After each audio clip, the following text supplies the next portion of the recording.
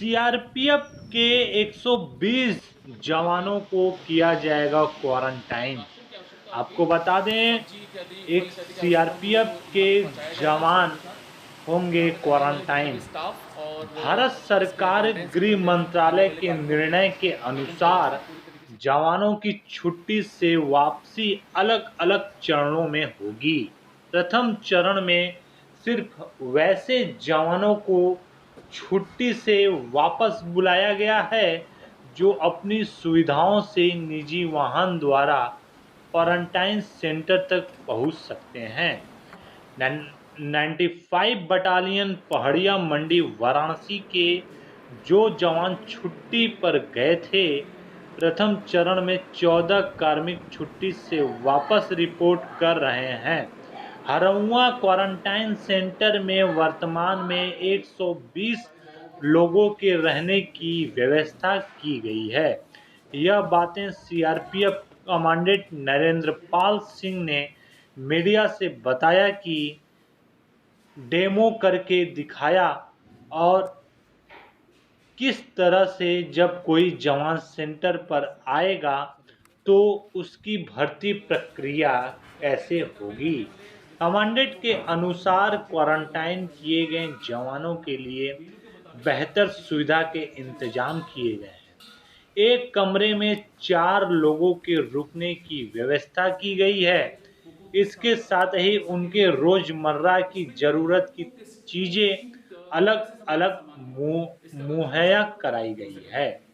मसलन हर एक कार्मिक को 2 मास्क, 1 सैनिटाइजर, 1 बाल्टी, 1 मग, 1 साबुन व तौलिया के साथ उनके टॉयलेट भी अलग अलग होंगे।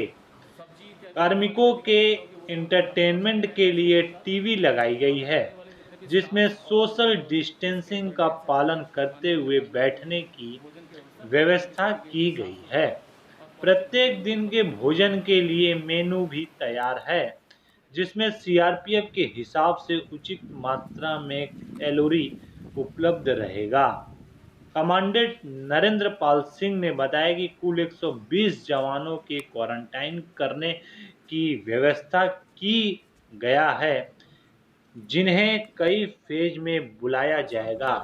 अभी फिलहाल में 50 वर्ष से कम आयु के कार्मिकों को बुलाया गया है और ये ध्यान रखा गया है कि वे रेड जोन के न हो और पहले से किसी बीमारी से ग्रसित भी ना हो, उन्हें ही बुलाया गया है।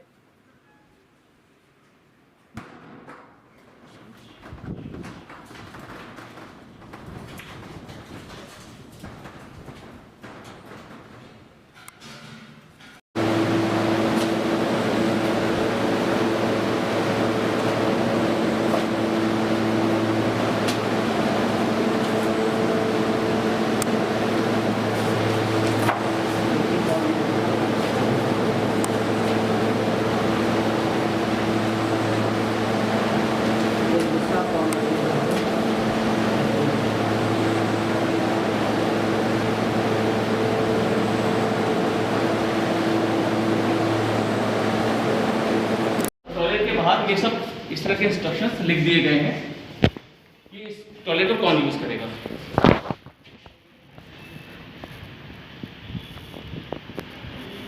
सारे रूल्स में लिखा हुआ है। इसी प्रकार से कुछ एसओस भी हमारे पास आने वाले हैं, उनके लिए एक अलग टॉयलेट रैंक के मुताबिक बंदोबस्त किया गया है। हर बार टॉयलेट को यूज करने के बाद पानी के साथ साथ ये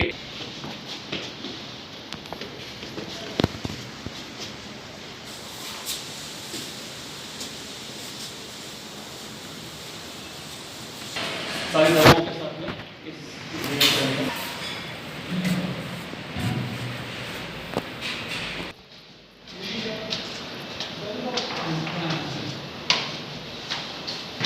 सारा खाना मेनू के मुताबिक इसी किचन में बनाया जाएगा।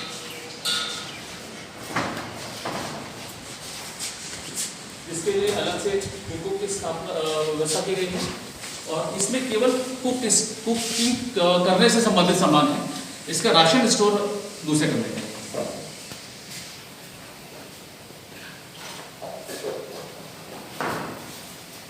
मेस मेनू है या नहीं है?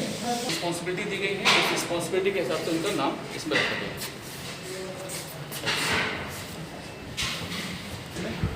खाने के इस तरीके से करके क्वारंटाइन सेंटर के लिए अलग से मेस। ये एक मेनू है, इसको अगर आप चाहें तो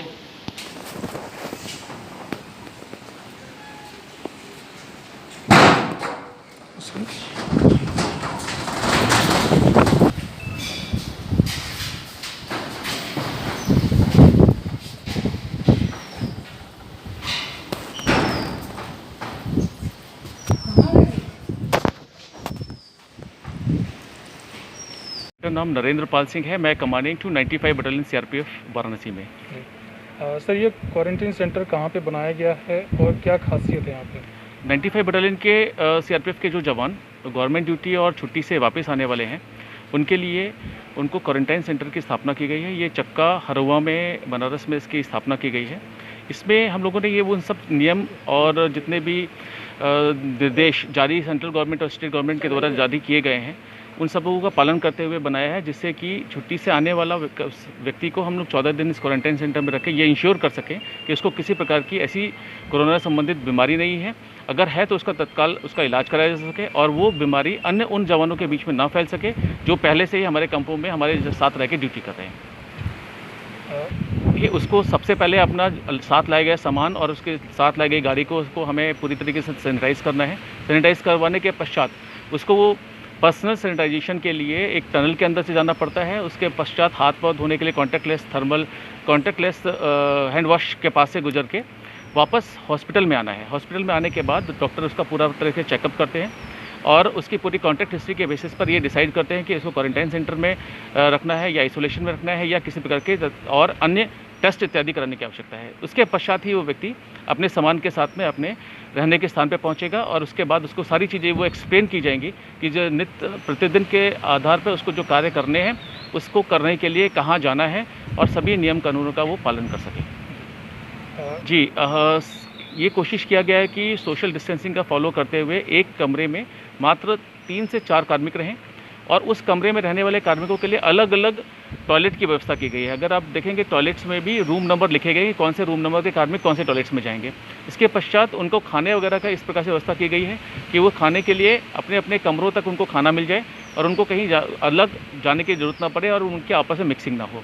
इसी तरह से उनको कमरों के अलावा उनको फ्लोर की व्यवस्था की गई। हर फ्लोर पर उनके लिए रिक्रिएशन रूम और डाइनिंग हॉल और हर चीज़ की अलग अलग व्यवस्था की गई है ताकि उनके आपस में मिक्सिंग ना हो।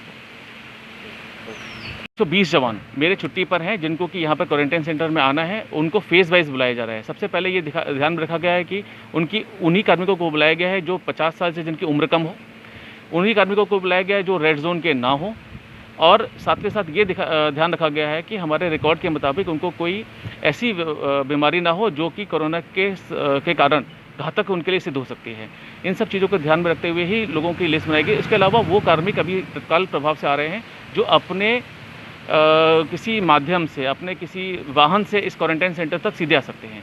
ये फर्स्ट फेज़ है। फर्स्ट फेज़ के बाद अगले फेज़ में अन्य कार्मिकों को धीरे धीरे बुलाया जाएगा।